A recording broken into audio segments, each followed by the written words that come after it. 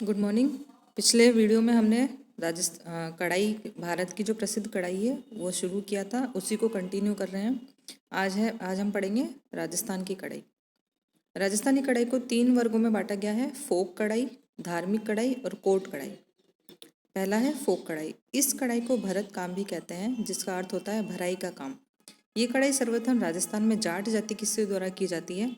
इसमें निम्नलिखित टाकों से नमूने बनाए जाते हैं, जैसे कि मोची भारत, हीर भारत, एप्लिक वर्क, मोती का वर्क, मेयो कढ़ाई तथा जैसलमेर एप्लिक वर्क। इसको हम देख लेते हैं आगे। मोची भारत के टाँके को चेन टाँके भी कहते हैं। मोची और मेघवाल जाति के लोग इस टाँके से जूते व जूतियों पर रंग बिरंगे चटकीले रंगों के धागों से कढ़ाई करते हैं। राजस्थानी जूते व जूतियाँ संपूर्ण देश में प्रसिद्ध है। यहाँ के चेन टाँके कच्छ की कढ़ाई से मिलते जुलते हैं। चेन टाँके की विशेष प्रकार की हुकनुमा सुई से बनाई जाती है। इस सुई को अरी या केथरनी कहते हैं। इसमें धागे को उल्टी तरफ से सुई की सहायता से सीधी तरफ खींचते हैं। पहले नमूने के बाहरी रेखा को बना दिया जाता है, तत्पश्चात उसकी भराई की जाती है। इसमें विभिन्न प्रकार के मोर, तोता, अन्य पशु पक्षियों के चित्र को काटे जाते हैं। सेकंड है हीर भारत। नमूने को धागे से भरने का काम हीर भारत कहलाता है। इसमें लंबी व छोटी टाँके अथवा काज टाँके का उपयोग किया जाता है। ये कढ़ाई भी गुजरात के कच्छ और काठियावाड़ की कढ़ाई से मिलती जुलती है। ये कढ़ाई मुख्यतः सूती व ऊनी वस्त्रों पर की जाती है। ये कढ़ाई राजस्थान के विशेष क्षेत्र विभिन्न तरीकों से विभिन्न टाकों का उपयोग करके की जाती है। बाड़मेर में इसी कढ़ाई को सैटिन टाके, कांच टाके, हेरिंगबोन टाके और डंडा टाके से करते हैं। हीर भारत कढ़ाई में कांच के छोटे टुकड़ों को कांच टाके में लगाकर वस्त्र को सजाया जाता है।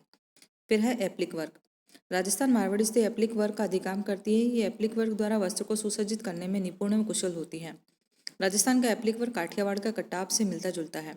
सफ़ेद पृष्ठभूमि पर रंगीन वस्त्रों के नमूने के अनुसार पेबंद लगाए जाते हैं। एप्लिक वर्क में पशु पक्षी, मानव आकृतियां आदि के नमूने काटकर विभिन्न टाकों के उपयोग से वस्त्र पर लगाए जाते हैं।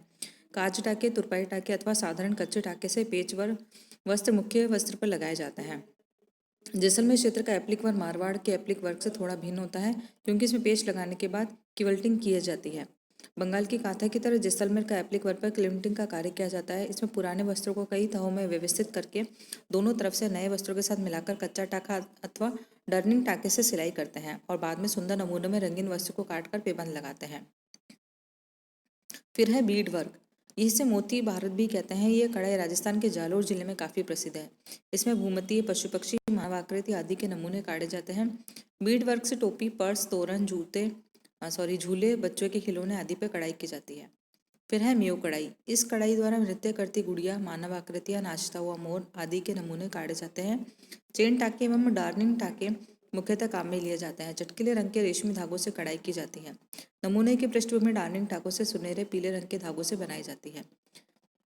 मेयो कढ़ाई राजस्थान के अलवर भरतपुर जिले में होती है और ये कढ़ाई पंजाब की फुलकारी से काफ़ी मिलती जुलती है। फिर सेकंड है धार्मिक कढ़ाई। राजस्थान में जैन और वैष्णव के अत्यंत सुंदर मंदिर है। धार्मिक उत्सवों पर ये मंदिर में कढ़े हुए वस्त्र चढ़ाते हैं। ये धार्मिक उद्देश्यों से भी की जाती है। निम्नलिखित कढ़ाई है पिछवी कढ़ाई।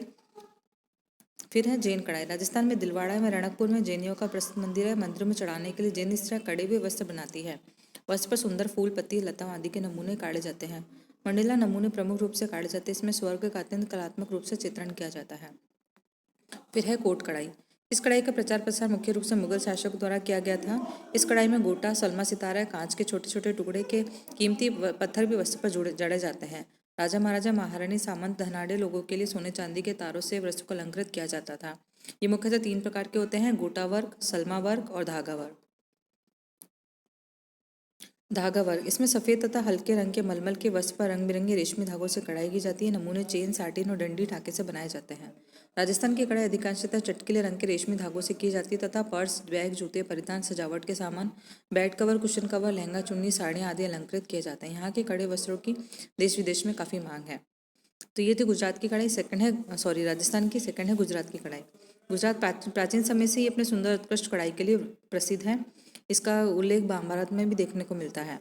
गुजरात कढ़ाई कला के क्षेत्र में उत्पादन व्यापार के लिए भी आज भी प्रसिद्ध है। गुजराती कढ़ाई भी क्षेत्र विशिष्ट के आधार पर निम्नलिखित भागों में बांटी गई है। पहला है सिंध की कढ़ाई।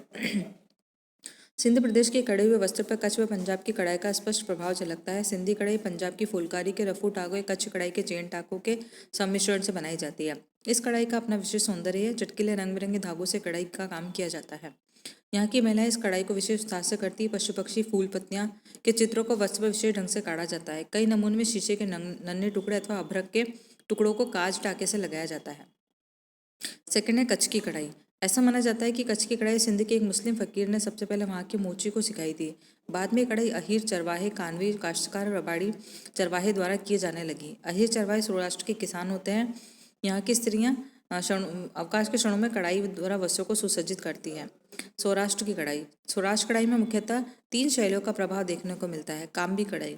काम्बी कष्टकार होते हैं जो सौराष्ट्र से स्थानांतरित होकर आए हुए किसान होते हैं। काम्बी स्त्रियाँ कढ़ाई कला में निपुण होती है। काम्बी जातियों के द्वारा किए जाने वाले कारण इस कढ़ाई का नाम भी काम्बी कढ़ाई पड़ा।